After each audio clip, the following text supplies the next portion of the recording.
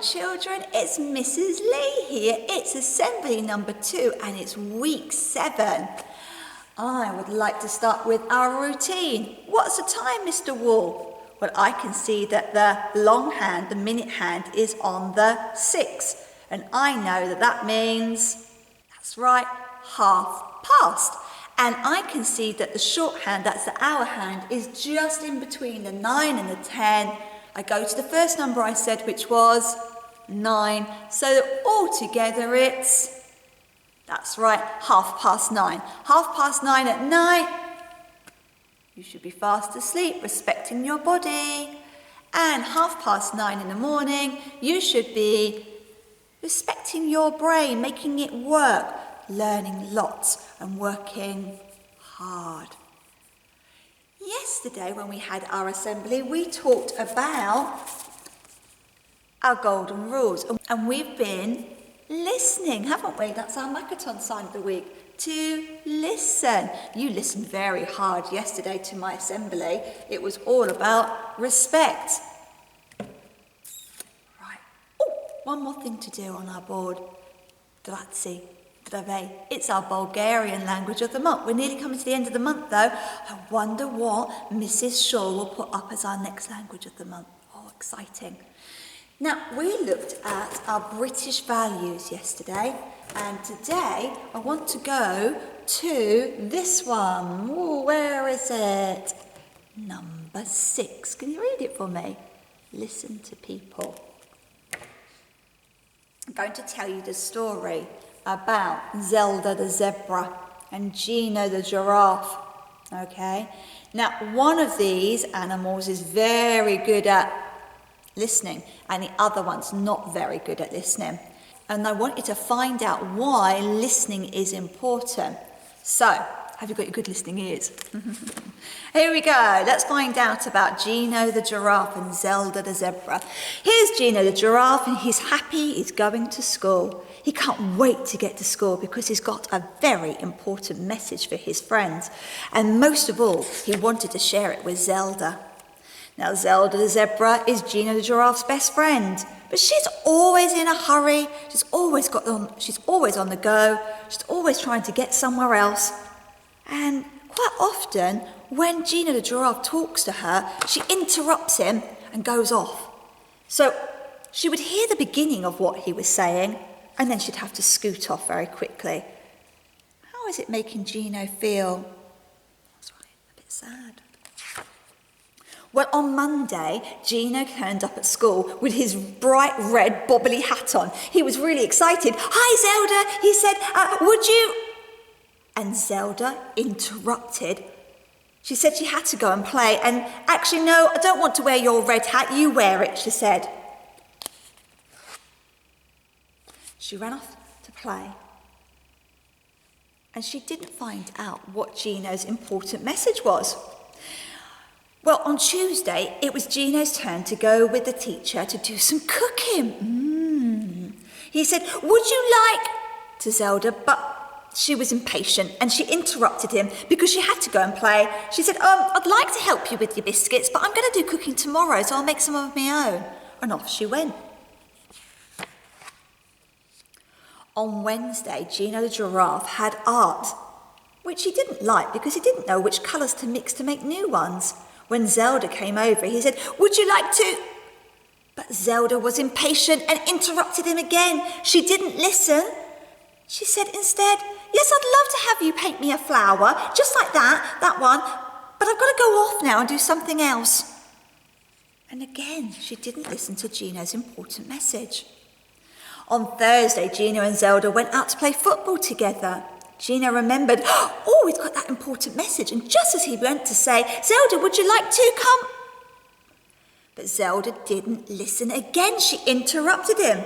She said, "Oh, I would love to come and play football after school, but I've got to go and ask my mum first." And then she ran off to shoot a goal. So by Friday, Gino still hadn't told Zelda his important message. He was getting a bit worried that he'd never be able to tell her. Everyone loved Fridays at school. It was golden time. And Gino decided to play with the new glittery Play-Doh that his teacher had brought in. Lots of his friends had chosen it too, and they were having great fun. Zelda was in a different group. She was playing with somebody else. But just before it was tidy up time, Gino decided it was his last chance. Would Zelda listen to him? So he came over to her and he said, "Stop!" Zelda stopped in her tracks. "Stop and listen, Zelda," said Gino. "I've something very important to say to you." Zelda looked very surprised. But she stopped, and for once she listened.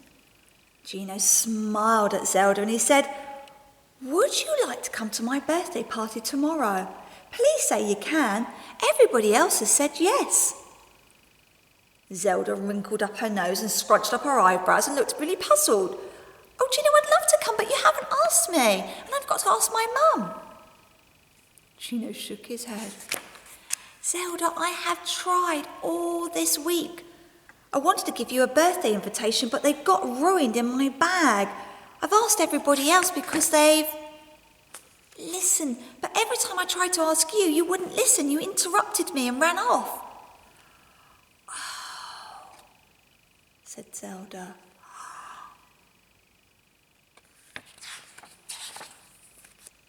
Zelda thought for a moment. She thought about the week. She thought about on Monday how she'd not listened to him and thought he was talking about his hat. She thought about the other day when he was painting, and she hadn't stopped to find out what he wanted to say. She thought he wanted to paint her a picture. She thought about when they were playing football, how she'd just gone off and scored a goal. Oh, gosh, if she didn't listen carefully, she would have missed an invitation to Gino's party, and she really, really wanted to go. So she decided she was not going to forget that really important rule. She thought she'd better listen carefully from now on. Well, on Saturday, Zelda went to Gino's birthday party. They had a lovely time. They played Pass the Parcel musical chairs, they had some jelly, and they had some chocolate cake. And best of all, Zelda tried really, really, really hard to, that's right, listen. Do you know what? She achieved it. A bit like Perseverance Parrot.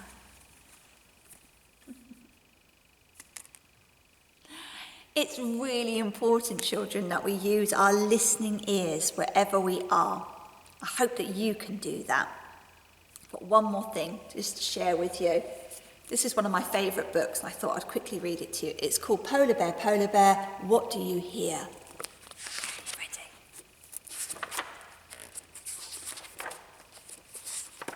Polar Bear, what do you hear? I hear a lion roaring in my ear. Lion, what do you hear? I hear a hippopotamus snorting in my ear. Hippopotamus, what do you hear? I hear a flamingo fluting in my ear. Flamingo, what do you hear? I hear a zebra braying in my ear. Zebra, what do you hear? I hear a boa constrictor hissing in my ear. Boa constrictor, what do you hear? I hear an elephant trumpeting in my ear. Elephant, what do you hear? I hear a leopard snarling in my ear. Leopard, what do you hear? I hear a peacock yelping in my ear. Peacock, what do you hear? I hear a walrus bellowing in my ear. Walrus, what do you hear? I hear a zookeeper whistling in my ear. Zookeeper, what do you hear? I hear children growling like a polar bear, roaring like a lion, hooting like a hippopotamus, fluting like a flamingo, braying like a zebra, hissing like a boa constrictor, trumpeting like an elephant, snarling like a leopard, yelping like a peacock, bellowing like a walrus. That's what I hear. I think you've been making masks of animals, haven't you? In class, is that right? Lots of you have made masks, and lots of you have made different backgrounds for your winding mechanisms for your animals. Maybe you could put on a little play. Love that book. All right. If you just stop and listen, you will be able to hear lots of things. Maybe you'll be able to hear that bird song. Do you remember when we went out and did the big bird watch? Lots of you used your listening ears to hear all the different birds. Okay. So let's be very quiet. Let's finish off with our school prayer.